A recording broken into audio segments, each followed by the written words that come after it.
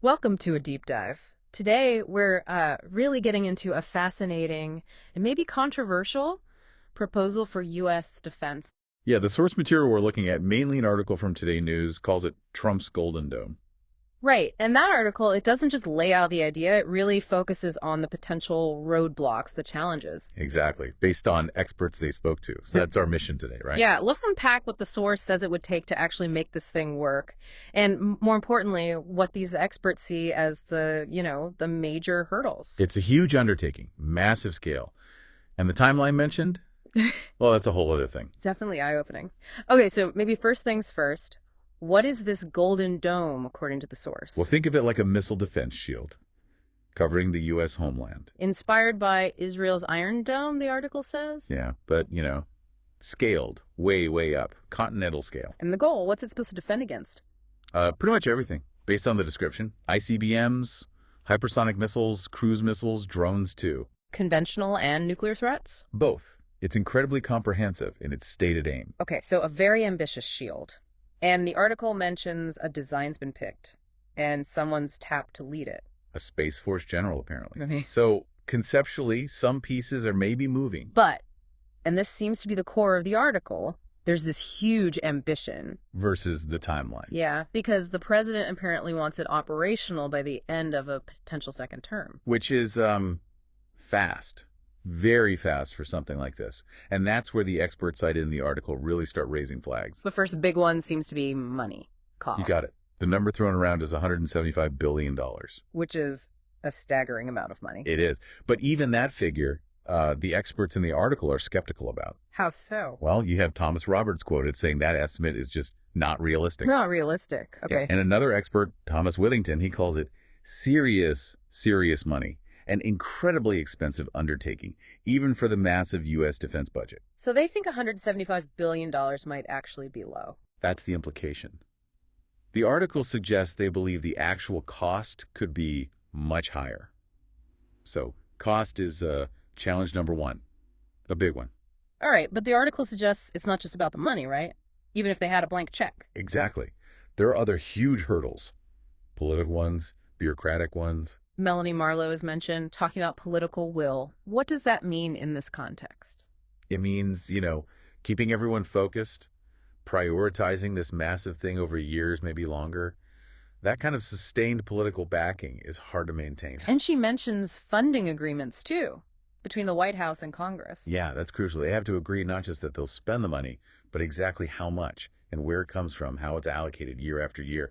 That's a whole political dance in itself. It always is. And Thomas Withington adds to that. He talks about all the bureaucratic, political milestones you'd need to hit. Milestones like approvals, All right, Jay. processes. All the governmental hoops you have to jump through. He basically says without hitting those, the system won't enter service in any meaningful capacity.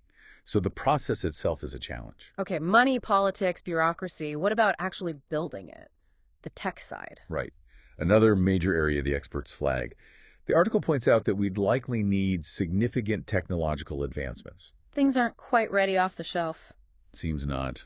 Melanie Marlowe specifically mentions needing more progress in things like sensors, interceptors, and other key elements, the nuts and bolts of the system. And she brings up the defense industrial base, too, the companies that actually build this stuff. Yeah, she notes it's sort of atrophied, shrunk a bit over time. It's starting to revive, she says, but building something on this scale, you need a really robust industrial capacity. Does that link back to what Thomas Roberts was saying about needing more details? I think so.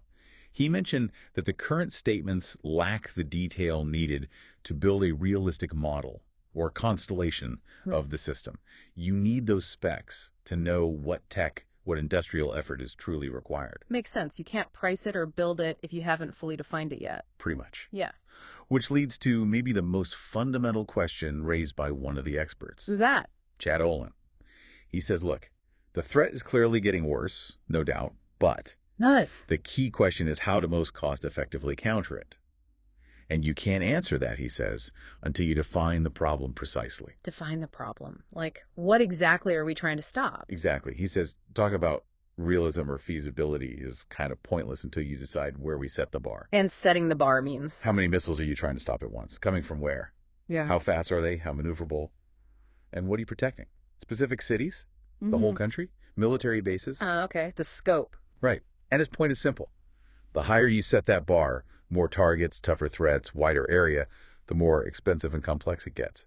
Exponentially, probably. So without that clear definition, judging cost or feasibility is really difficult. Very difficult. It shows how everything's connected. The mission definition affects the tech needed, the cost, the politics, everything. Okay, so if you had to synthesize the expert views from this Today News article, what's the general feeling?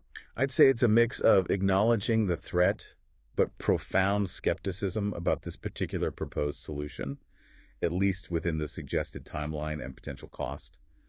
There's a consensus on significant challenges. Thomas Whittington sounded pretty skeptical. Yeah, he was blunt. I'm not holding my breath as to whether we will actually ever see this capability in a meaningful way. Yeah. Too many milestones, basically. But Melanie Marlowe offered a bit more possibility. She did. She acknowledged all the hurdles cost, industry, politics, but said they can all be overcome. But with a big caveat, right? A huge one.